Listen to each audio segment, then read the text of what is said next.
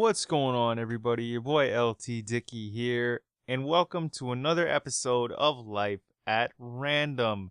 Now, in this week's episode, let's talk Christmas shopping. Specifically, getting your Christmas shopping done and shopping for unconventional people and or members of the family, other members of the family that aren't human. I'm talking of the four-legged variety, your pets, or your friends' pets, or pets of just random people you know, because there's nothing wrong with shopping for your pets and or your friends' pets, and again, the pets of the random people you know.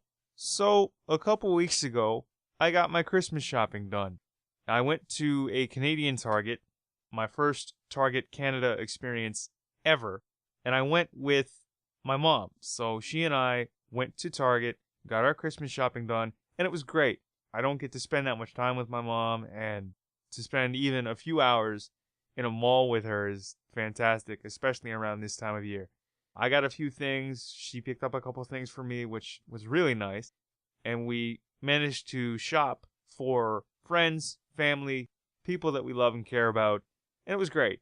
Now, Target Canada's selection surprised me. It was actually good. I've heard people tell me that it's not that great, that the American counterpart is a whole lot better, well, because it's an American company, I guess. And, well, I mean, I liked it for the first Target Canada experience that it was. I did enjoy it. I mean, it was a big place. I think it was 2 stories or something like that. They have your clothing, groceries, which I was surprised at. I didn't expect this place to actually have a grocery store. The one thing that really threw me for a loop is that it has a section for your pets. Yes, Fido, you're taken care of too. Merry Christmas, because they've got everything you could ever want for your four-legged friend that you stick a leash on and take for a walk. I got nothing against dogs. I've never had a dog personally. I've had pets. I had a turtle when I was younger. Also had a cat. But I have never had a dog because I guarantee you that dog would take me for a run. I'd end up being dragged behind it because I just can't hold on to a dog. Like just something that's built like a tank. I can't hold on to it. So German Shepherds, Dobermans, Huskies, out of the question, not going to happen. Dogs are a lot to handle, man. Aside from just taking them out for a walk, picking up after them, they're a lot to handle and a lot to deal with. So I guess that's just part of the reason, other than the fact that I have cerebral palsy and it just wouldn't go over well.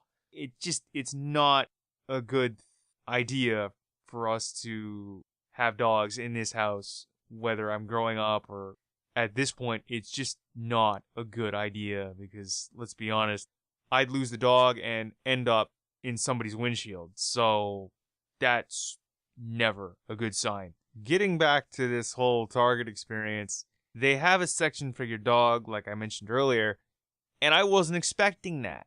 It completely threw me off. They have chew toys, beds, leashes, dog treats, and perhaps the craziest thing of all, Christmas gear for your dog. Reindeer ears, a Santa suit, an ugly Christmas sweater. Don't get me wrong, I love ugly Christmas sweaters. I actually have one hanging up in my closet behind me, but that's for myself. I wouldn't imagine putting one on my dog, but I guess people do that. You know, pets are like members of the family, right? I can't believe it. I would understand getting them a milk bone, but a sweater? Like I mentioned earlier, I had gone to this Target to finish Christmas shopping with my mom, and after we got done shopping for us, we were focusing on friends and family. This particular friend that we were shopping for has 2 large dogs. I'm not sure what they are. All I know is that they come up to, I'd say maybe the top of my thigh, and I'm maybe 5'6", so they're pretty big. I thought maybe we'll get them a chew toy, a new leash, maybe even a new bed, and we can get that home somehow and get that to them. But no, my mom decides to look at the Christmas sweaters 4 dogs. And there was the Santa suit to choose from, and this ugly Christmas sweater that said, "Let it snow." Now, I'm a fan of Santa, old Saint Nick, if you will, but putting your dog in a suit to look like the jolly fat man himself, I'm not so sure is a good idea. So, at the risk of looking tacky, I was like, you know what? No. If we're going to get this dog an ugly Christmas sweater, let's get him the sweater that says, "Let it snow." At the very least, it's a sweater, and if it gets cold and you really want to dress him up, you can put the sweater on him and call it a day. Just take him out for a walk. Instead of putting him in a Santa suit and just having people, "Oh my God, that's so cute. Can I take a picture?" Not that you wouldn't take a picture with the dog if it were just wearing the sweater, but I would think it would garner more attention if the dog was wearing the Santa suit. It came with a hat, too. It just completed the whole deal for me. I still can't believe it, even here we are a couple of weeks later, but wow, man, do people really dress their dogs up like that? I can understand maybe if you really wanted to, dressing up a dog that you could fit in your bag, in your backpack, and parade around town, or put him in your bicycle basket, ride around town with him that way. But these dogs are big, and they make dog clothes that size. So we got one, and it is the ugly Christmas sweater that says, "Let it snow." I still can't believe it. Like, it's still, I'm scratching my head, because maybe it's because I've never had a dog, and I'm not complaining about never having a dog, but I would never venture into the realm of dressing my turtle or my cat up that way. Now, that's just me. I would never do that to my pets, but like I said, people do that, I guess, and people spoil their pets. I guess you got money to burn, and you love your pets oh so much. I'm not saying you shouldn't. I would draw the line simply because that's just overkill, in my opinion. The way I look at it is that you treat your pets like family, that's fine. You love them, you feed them, you take them for walks if you have to, or you let them walk themselves. You know, don't treat them like old honky tonks and they'll love you back, I swear. That's usually how it works. But that's just one adventure in the many years I've been around. I mean, it hasn't been a long life for what it has been. It's been an interesting run thus far.